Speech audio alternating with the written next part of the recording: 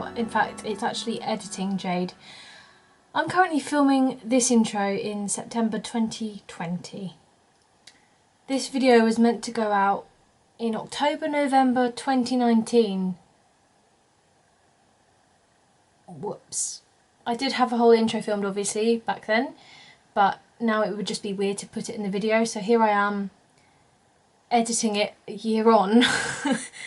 So this is going to be my intro. I am terribly sorry for the fact I look like a potato, but this is what you've got. This is me. I'm going to apologise now for the weird spot on the camera. I don't quite know where it will be. Basically, when I went to film this video last year, my camera broke when I was at MCM May 2019. And it's got this weird thing on the lens, I can't get it off, so I filmed this whole video pretty much, not this one, but the rest of this video on my phone. So I'm going to apologise now for the quality. It's not that great, but I figured some kind of video is better than none. So yeah, this annoying little dot wherever it is won't be there for the rest of the video, just for this one. So anyway, welcome to my Aziraphale Cosplay Worklog. Aziraphale is a character from the TV show Good Omens, which was developed from the book by Terry Pratchett and Neil Gaiman. As soon as I read the book, I fell in love with it, and I fell in love with all of the characters. And after watching Michael Sheen portray Aziraphale, I fell in love with him even more. And me and my friend Trashbot Cosplay, the links are in the description to their social medias, we decided, well, we're going to have to cosplay Aziraphale and Crowley. There's like no question. This is perfect for us. So this whole video was filmed over the course of about 5 months while I put together the costume. The last few weeks I started to rush because I wanted to get the costume done so I could have a photo shoot. So I did kind of con crunch even though I didn't need to. This cosplay was the first time I've ever used a commercial pattern. I think I threw myself into the deep end a little bit because the cosplay I made before Aziraphale was Genie, and that was the first cosplay I made where I've actually sewn everything from scratch. And I was like, right, on to sewing commercial patterns now. I'm gonna just completely throw myself in at the deep end. But I think it turned out pretty well, and I hope you guys enjoy watching this. Once I get a new camera, eventually, I know it's already been a year since I said I would get a new camera, but, you know, pandemic and all that, I haven't really felt like doing anything, to be honest, so... They ask you how you are, you just have to say that you're fine when you're not really fine. I will be trying to make more videos and release some more content, so please stay tuned. Check out my social media pages. I will leave the links in the description below, especially on Instagram. Check out my story highlights. There's a story highlight for Aziraphale, so you can kind of see me making it.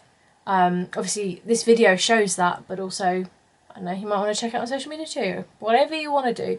I'm sorry this intro is really long. Potato Editing Jade just thought it was probably a good idea to put this intro in and not the one I'd already filmed last year, because then it would just be really weird and I'd confuse everyone. So yeah, let's get into the video and I really hope you enjoy it. So I started the cosplay by making my prop prophecy book. I already have a video uploaded on my channel about how I made it, so I'll leave a link in the description below for the full tutorial. I basically just beat up and painted an old book, and I'm really happy with the results. I'm guessing if you wanted some sort of storage method, you could probably get a box that looks like a book and paint it, but I decided that I actually wanted to use a book, so I used a book.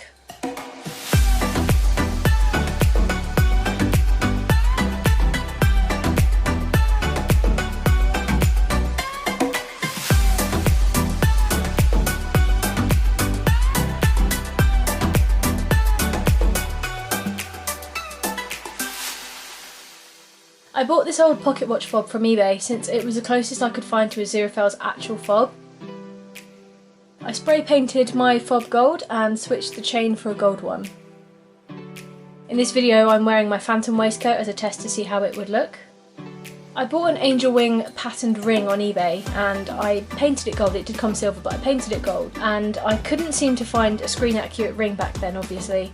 So I just sort of found this one since I knew that Aziraphale's ring did actually have wings on it. So I thought this was a good substitute. Aziraphale actually has tartan socks, which you don't really notice unless you're looking at the poster where the angel and the demon are sat on the globe. I picked out some socks online that best resemble the tartan pattern. The shoes were bought in the men's section of a cheap clothing store. They don't match his Victorian boots, but that didn't really bother me, and also His shoes probably cost a lot of money, so I'm not doing that. No way. I went into some charity shops and bought these beigey cream brown trousers and this light blue button-up shirt. It was hard to match the trouser colour exactly, as his constantly changes in different lights, and I was just getting really frustrated, so I just picked one that I thought looked best. I bought these braces too, since it felt right that he would wear them. It just seems like something his character would wear. And also they were a way to hold up the slightly too big trousers without a belt, since he doesn't wear one. Next I started working on the wig. I'm not great at wig styling, but I decided to give it a go anyway. I bought this basic lace front pale blonde wig from Amazon. It was really thick and turned out to be the perfect colour. I styled the wig by heating up the sections with a hair straightener, then wrapping them around different thicknesses of pencils, let it cool and then cut the section to my desired length. This method took a long time, but it gave me the perfect curls that I wanted.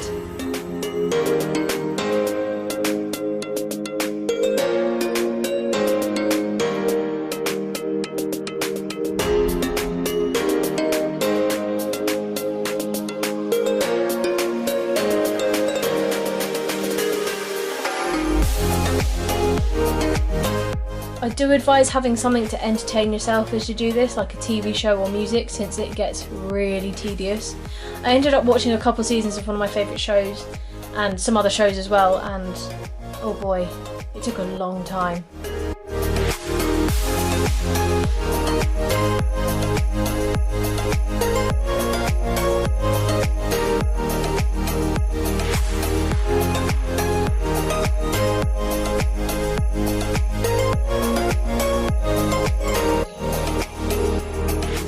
I ended up trimming the sideburn sections of the wig more after this video, but I was happy with the curls and the angel floof it gave me. The back of it was annoying though, as you could see my hair despite it being clipped in, and to this day I still haven't fixed this issue. I don't quite know what to do, but also I don't really like really short wigs anyway, because my hair is weird and I can't seem to always hide my hairline, like I always seem to have problems, so I'm just gonna accept that it's there and you can see my hair underneath.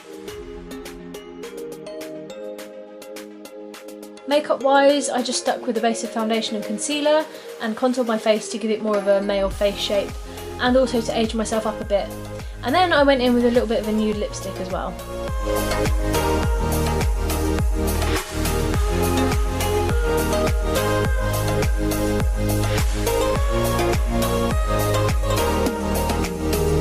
I did fill in my brows, but I wasn't happy with how thick and weird they looked compared to the wig, so I wiped it off and ran foundation and concealer through my natural brows to lighten them up, and I thought it looked better. I do have really dark eyebrows, so it makes things really difficult if I'm cosplaying a light-haired character.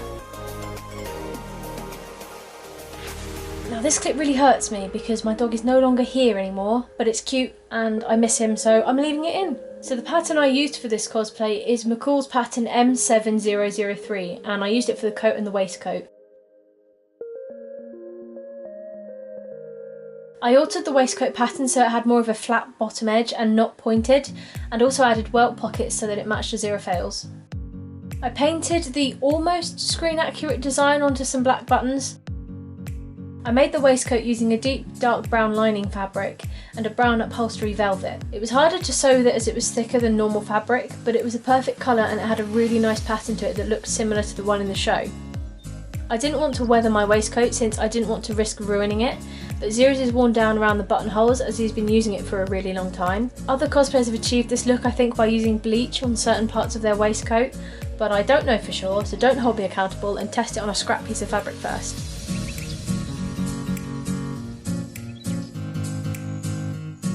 I ended up sewing the buttonholes by hand since my machine refused to cooperate and I was just really annoyed, so I was like, right, I'll do it the good old-fashioned way and hand sew it. So here's the finished waistcoat with the pocket watch fob. I didn't make the pockets deep enough to fit a pocket watch in there, so I didn't buy one. It was only deep enough so that I could use a safety pin to keep the end of the chain in the pocket.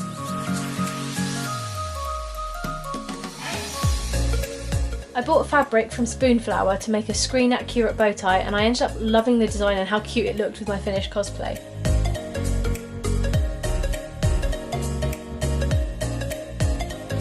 I found a free bow tie pattern online. There's loads out there and many of them are free, so definitely go and have a look online first before buying like an envelope pattern. Looking back now, I wish I'd made the length of the bow tie longer, as I really struggled to tie it up easily on my own neck since it's a bit too short. I think I'm going to alter it so it does up with Velcro at the back instead, which means I can make it a little bit longer and no one will see it because it will be under my shirt collar anyway. Last but not least, I started working on the coat, and oh boy, did it take a long time. I decided not to alter the pattern to make the collar wider to match the one used in the show, since I wasn't really very confident doing that, and I don't think it matters at all. No one has noticed so far. I've pointed it out now, so it's probably not a good idea because now everyone's going to notice. I shouldn't have done that. It was a lot of work, and by the end I was really frustrated and wanted it to be done. I'd just had enough. I was ready to finish it, wear it for a photo shoot, and then take it to a con. But I was really proud of how my first ever coat turned out in the end. So there you have it, my complete worklog of how I made my Aziraphale cosplay from Good Omens. I hope you enjoyed watching this, and don't forget to like, comment and subscribe, hit that notification bell and all that fancy YouTuber stuff. I'll see you in the next video whenever that may be.